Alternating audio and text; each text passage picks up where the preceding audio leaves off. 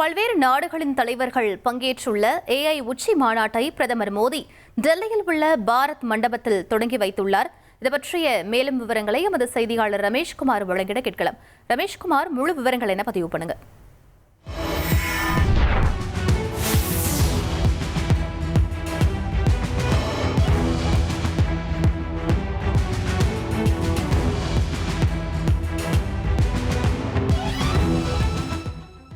மேலும் விவரங்களை எமது செய்தியாளர் ரமேஷ்குமார் வழங்கிட கேட்கலாம். ரமேஷ், இந்த AI உச்சி மாநாட்டின் சிறப்புகள் என்ன? முழு விவரங்களை பதிவு பண்ணுங்க. டெல்லியில் நடைபெற்று வரும் AI உச்சி மாநாடு தொடங்கி இருக்கிறது. ஏற்கனவே கடந்த 2 நாட்களுக்கு முன்பு AI தொடர்பான கண்காட்சியை பிரதமர் மோடி தொடங்கி வைத்திருந்தாலும் பிரதானமாக அழைக்கப்படுகின்ற இந்த உச்சி மாநாடு இன்றுதான் தொடங்கி நடைபெறுகிறது.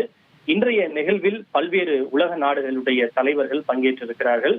குறிப்பாக பிரான்ஸ் அதிபர் இமானுவேல் மேக்ரான், அதே போல ஸ்பெயின் பிரதமர், பிரேசிலினுடைய அதிபர் லூலா டி சில்வா, இத்தாலியினுடைய பிரதமர் உள்ளிட்ட பல்வேறு 20க்கும் மேற்பட்ட உலக நாடுகளுடைய தலைவர்கள் இதில் பங்கேற்றிருக்கிறார்கள்.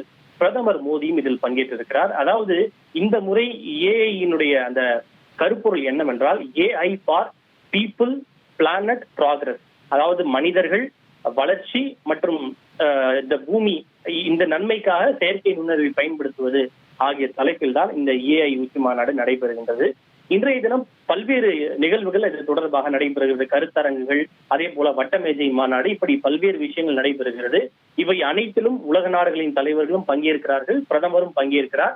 பிரதமர் பங்கேற்று தன்னுடைய தொடக்க உரையை ஆற்றுகிறார். இதே போல மற்ற நாடுகளுடைய தலைவர்களும் இதில் பங்கேற்று உரையாற்றுகிறார்கள். இது தவிர பல்வேறு தொழில்நுட்ப நிறுவனங்களை சார்ந்த தலைமை செயல் அதிகாரிகள், CEO-க்கள் உள்ளிட்டோரும் இதில் பங்கேற்க இருக்கிறார்கள். இன்றைய நிகழ்வை பொறுத்தவரை கேட்ஸ் பவுண்டேஷனுடைய தலைவர் பில் கேட்ஸ் அவர்கள் இன்று கலந்து கொண்டு முக்கிய உரையாற்றுவதாக இருந்தது. ஆனால் எப்ஸ்டைன் ஃபைல்ஸ் தொடர்பான விவகாரங்களில் பில் கேட்ஸுடைய பெயரும் அடிபடுவதால் தற்போது பில் கேட்ஸ் இன்றைய AI மாநாட்டில் உரையாற்ற மாட்டார் என்று கேட்ஸ் பவுண்டேஷன் அதிகாரப்பூர்வமாக தெரிவித்திருக்கிறது.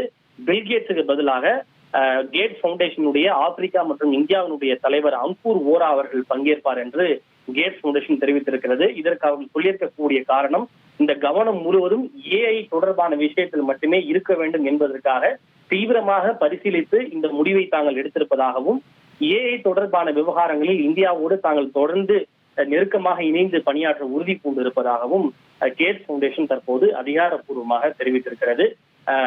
2-3 நாட்களாக பல்வேறு கண்காட்சிகள் நடத்தப்பட்ட நிலையில் இன்று முதல் இது தொடர்பாக பல்வேறு உலக நாடுகளின் தலைவர்கள் AI தொடர்பாக தங்களுடைய கருத்துக்களை பகிர்ந்து கொள்கிறார்கள்.